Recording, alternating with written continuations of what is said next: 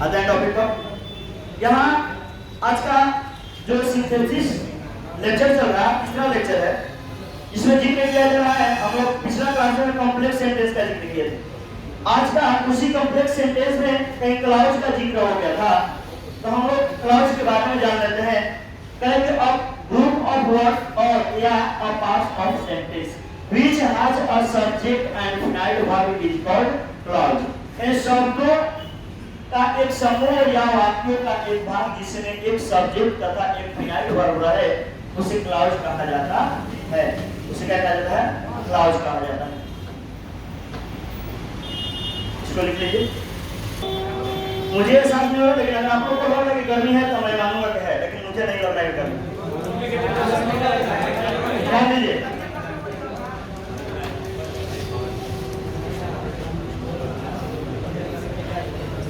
और कीजिएगा। एग्जाम्पल ये कह रहा है कि he said that he was in need of some money। उसने कहा कि उसे कुछ पैसों की जरूरत थी। उसको किसी पैसे की जरूरत में था, उसे कुछ पैसों की जरूरत थी। किसे? उसे। उसने कहा। तो इसमें हम देख रहे हैं कि एक सब्जेक्ट एक फिनाइल वर्ब, एक सब्जेक्ट एक फिनाइल वर्ब, है ना जी। तो ये जो है ये क्लाउज है। मैं ये नहीं बता रहा हूँ कौन क्लाउज है, इसमें दो क्लाउज है। एक है he said और एक है that he was in need of some money। ये भी क्लाउज है, ये भी क्लाउज है, क्योंकि क्लाउज कह रहा है कि जिसमें एक सब्जेक्ट तथा एक वर्ब आ जाए या शब्दों का समूह, जैसे ये भी शब्दों का समूह है, इसमें भी एक सब्जेक्ट है और एक वर्ब है। जब सब्जेक्ट और फिनाइल वर्ब आ जाए तो उसको क्लाउज कहा जाता है। और ये जो है ये क्लाउज है। फर्क बस इतना है कि इस सेंटेंस में दो को क्लाउज आ रहा है। कितना? दो क्लाउज आ रहा है। ये वो हाई क्लाउज है और एक वो ये क्लाउज है। ये दोनों क्लाउज है। अब ये नहीं मैं बताया कि मैं कौन कौन क्लाउज है, ये नहीं बताया कि ये कौन कौन क्लाउज है। पहले इसको लिख लीजिए। हम लोग अगर जानेंगे क्लाउज के दृष्टिकोण से तो clause has been divided into two parts. Clause को दो भागों में बांटा गया है, प्रिंसिपल क्लाउज और सबऑर्डिनेट क्लाउज। प्रिंसिपल क्लाउज को ही मेन क्लाउज कहा जाता है और एक कहा जाता है सबऑर्डिनेट क्लाउज। तो इसको हम लोग कहेंगे पीसी और इसको कहेंगे एसी। काहे पीसी कहेंगे, काहे एसी कहेंगे, इसके लिए भी जानेंगे, लेकिन पहले इसको लिखने के बाद एक और एग्जांपल देते हैं। चलिए, clause has been divided into two parts. Clause has been divided into two parts. Clause को दो भागों में बांटा गया है, principal clause, subordinate clause. Clause को दो भागों में बांटा गया है, principal clause, subordinate clause. Clause को दो वर्गों में बांटा गया है, principal clause, subordinate clause. Clause को दो भागों में बांटा गया है, principal clause, subordinate clause. Clause को दो भागों में बांटा गया है, प्रिंसिपल क्लाउज और सबऑर्डिनेट क्लाउज। प्रिंसिपल क्लाउज और सबऑर्डिनेट। ध्यान दीजिएगा। तो यह हो गया मुख्य उपवाक्य और यह हो गया उप उपवाक्य। ठीक है, जो सबऑर्डिनेट क्लाउज होता है ये क्या करता है कि अपना अर्थ खुद स्पष्ट कर देता है, लेकिन ये जो अपने अर्थ को स्पष्ट करने के लिए प्रिंसिपल क्लाउज का सहायता लेता है। किसका सहायता लेता है? प्रिंसिपल क्लाउज का सहायता लेता है। इसे देखिए, हाँ, principal clause. The clause which clear its meaning without the help of other clause is called principal clause. यानी तरह की वह क्लाउज जो अपना अर्थ स्पष्ट करने के लिए दूसरे क्लाउज का सहायता नहीं लेता हो उसे प्रिंसिपल क्लाउज कहा जाता है। वह क्लाउज जो अपने अर्थ बिना किसी दूसरे उपवाक्य की सहायता से स्पष्ट करता हो उसे मुख्य उपवाक्य कहा जाता है। उसे मुख्य उपवाक्य कहा जाता है। उसे मुख्य उपवाक्य कहा जाता है। The clause which clears its meaning without the help of other clause is called principal clause। वह clause जो अपने अर्थ बिना किसी दूसरे उपवाक्य की सहायता से स्पष्ट करता हो उसे मुख्य उपवाक्य कहा जाता है। उसे मुख्य उपवाक्य कहा जाता है। देखिए कि जो अपना अर्थ है स्पष्ट तो करता हो, लेकिन किसी के सहायता के बिना। गौर कीजिएगा, मैं अगर किसी को घेर दूं, ध्यान दीजिए, मैं इसको भी घेर देता हूं, समझिए।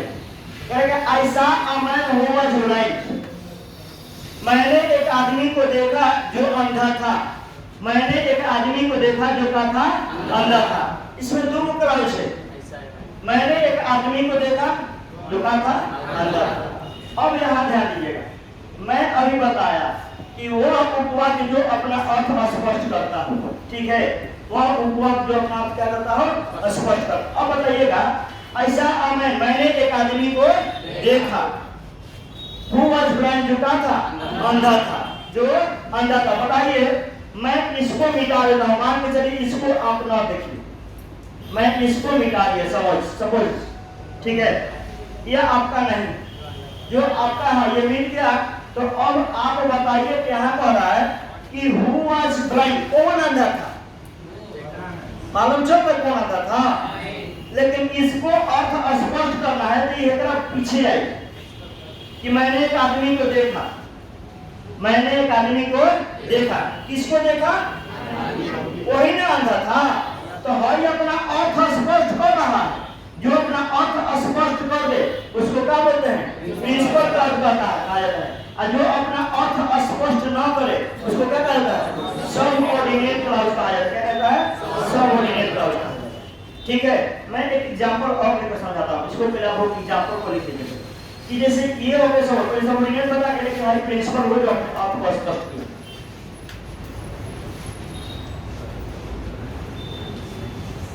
मैं एक एग्जांपल और लेता हूं कि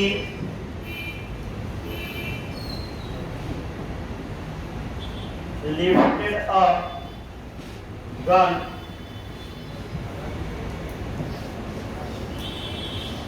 to an aim and fire. He lifted a gun to an aim and fire.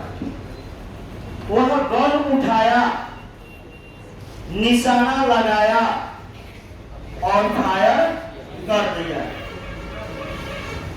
इसमें अगर देखिएगा तो ये सिंपल सेंटेंस है, ये क्या है, सिंपल सेंटेंस है। इसमें ना तीन वो वर्ब है, गन को उठाना, निशाना लगाना और गोली चला देना।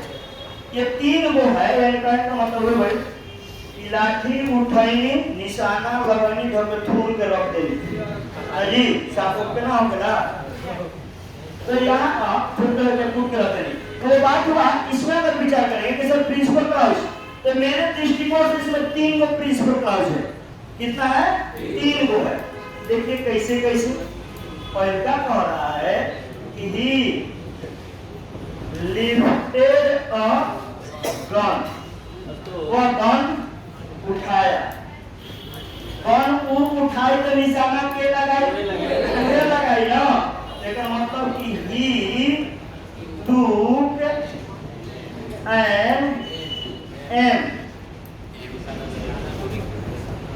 ठीक है। तीसरा जब निशाना वो लगाई तो गोली क्यों चलेगा, पूरा चलाई। देखा, मानो मैं बंदूक उठाया, मैं बंदूक उठाया, अब मैं निशाना लगा दिया, तुम गोली चला दिया, ऐसा ना कि मैं बंदूक उठाया, मैं निशाना लगाया और मैं गोली चला दिया। यानी कहने का मतलब वह बंदूक उठाया, वह निशाना लगाया और वही गोली चला दिया। यानी तीसरा में भी होगा कि ही फायर्ड। तो इसमें अब देखो कि को सेंटेंस बन गए, एक दो तीन। जब तीन को बन गया तो इसको भी हम कहेंगे पीसी, इसको भी कहेंगे पीसी, इसको भी कहेंगे पीसी, ठीक ना, समझ नहीं आया। He lifted a gun, took an aim and fired. He lifted a gun, ठीक है, उसने बंदूक उठाया, took an aim, निशाना लगाया and he fired, वो गोली चला दिया। तो ये तीनों देख रहे हमारा क्या है, पीसी है, प्रिंसिपल क्लॉज। इसको लिखिए। परिवार में किसी के आग लगाने से क्या फायदा है? तो मेरा घर गृहस्थी चल रहा है तो लोग झगड़ा के लगा देंगे, बड़ी बुराई कर रहा हूँ। Subordinate clause. Currently the clause which to clear its meaning depend on principal clause or any other clause is called subordinate clause. यानी वो क्लाउज जो अपने अर्थ को स्पष्ट करने के लिए दूसरे क्लाउज का सहायता लेता है या दूसरे क्लाउज पर निर्भर रहता है, उसको सबऑर्डिनेट क्लाउज कहा जाता है, उपवाक्य कहा जाता है। वह क्लाउज जो अपने अर्थ को स्पष्ट करने के लिए, ठीक है, दूसरे क्लाउज पर निर्भर रहता है, उसे सबऑर्डिनेट क्लाउज कहा जाता है। क्या कहा जाता है? सबऑर्डिनेट क्लाउज कहा जाता है। ध्यान दीजिए, I met a boy who was intelligent. मैंने एक लड़का से मिला जो तेज था। मैंने एक लड़का से मिला जो क्या था? तेज था। I met a boy, मैंने एक लड़का से मिला। मैंने एक लड़का से मिला who was intelligent, जो कैसा था? तेज था। जो कैसा था? तेज था। तो अब विचार कीजिए, मैं कह रहा हूँ कि इसको मैं हटा दे सपोज, ठीक है, आप ध्यान रखिए कि मैं इसको मैं हटा दिया, इसको मैं यहाँ नहीं रखा, ये जो है हट गया। अब ये शब्द नहीं है, यहाँ पर ध्यान रखो, ये नहीं है शब्द, मैं ये वाक्य नहीं। अब कहे हु वाज इंटेलिजेंट, कौन तेज था? पता नहीं है, लेकिन ये अपन अर्थ स्पष्ट करे खातिर दौड़ के आई हेकरा के पास के तनी बताओ ना कौन तेज रहे। तब मैंने कहा कि मैंने उस लड़का से मिला जो लड़का से भेंट भई रहे, बड़ी तेज रहे। ना समझ में आया? जिस लड़का से मेरा मुलाकात हुआ, बड़ी तेज मुलाकात नहीं, मुलाकात, जिस लड़का से मेरा मुलाकात हुआ वो बड़ी तेज था।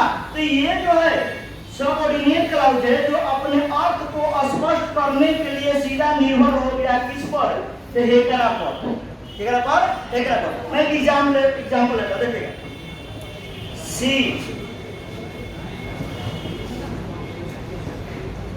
speaks as if she came from London. She speaks as if she came from London. वो ऐसी बोलती है मानो वो लंदन से आई हो। ध्यान दो, सुनो, पहले सुने उनका। वो ऐसी बोलती है मानो वो लंदन से आई हो। मैं कह रहा हूं कि इसको मैं मिटा दिया। वो बोलती है, वो बोलती है as if she came from London, मानो वो लंदन से आई हो। अब मैं इसको मिटा दिया। अब बताइए कि मानो वो लंदन से आई हो, कौन? ये बारे में बात कर, वो लंदन से आई, मानो जवान बोलत रहे, नहीं आई रहे, इंग्लिश बोलत रहे ना जी। गाँव में बोलत तो भोजपुरी बोलना से, लंदन चल गई तो शहर का पढ़े के लगता है कि इंग्लिश के खदाने हो। अब ओके जन कैसे चल रहे दुनिया से पढ़ेगा। सी स्पीक्स, वो ऐसी बोलती है मानो वो लंदन से आई हो। तो कह रहा कि as if she came from London, वो लंदन से आई हो। मानो वो लंदन से, कौन? तो ये अपन अर्थ स्पष्ट करे खातिर कितना में पहुंचल, लेकिन मदद कर रहा हमारा के सर प्रिंसिपल सर के पास पहुंचल ना जी। और कहलन कि हाँ वो है जो बोलती है वही लंदन से आई है, मान लो। तो यहाँ देख रहे हैं कि जो सबऑर्डिनेट क्लाउज है वो अपना अर्थ को स्पष्ट करने के लिए इससे सहायता लेता है प्रिंसिपल क्लाउज से, प्रिंसिपल सर से ना जी। क्लास टीचर से ना कहाँ पहुँच रहा है? प्रिंसिपल के पास से। लिख लीजिए इसको।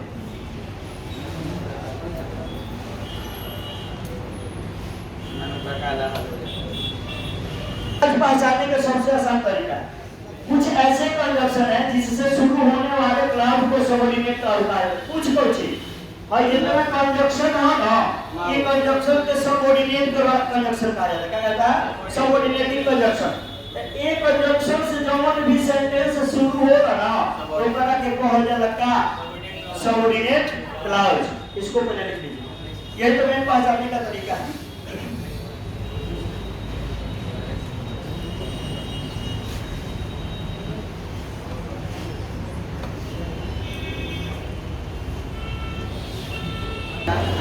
वेट, तीर आएगा, इंतजार करो जब तक मैं नहीं लौटा। इसमें देखिएगा तीर से जुड़ा हुआ जो सेंटेंस है वो सबऑर्डिनेट क्लॉज है। आई अब कहते हुए रहता हूं प्रिंसिपल क्लॉज। इंतजार करो सब्जेक्ट नहीं, फिर इंपरेटिव सेंटेंस है, ऐसा सब्जेक्ट छुपा हुआ तुम इंतजार करो, ठीक है। आई कहते हैं तीर आएगा जब तक मैं नहीं आता, मैं जब तक मैं नहीं तो क्या करता, इंतजार करो। और आज इतना ही। यदि आप मेरे चैनल को नहीं सब्सक्राइब कर रहे हैं, हम सब्सक्राइब कर लीजिएगा, बेल आइकन को 3 बार दबाइएगा, 3 बार। आज इतना लगता है, कल मिलते हैं फिर आपसे और हमारे बीच फिर मुलाकात होगी।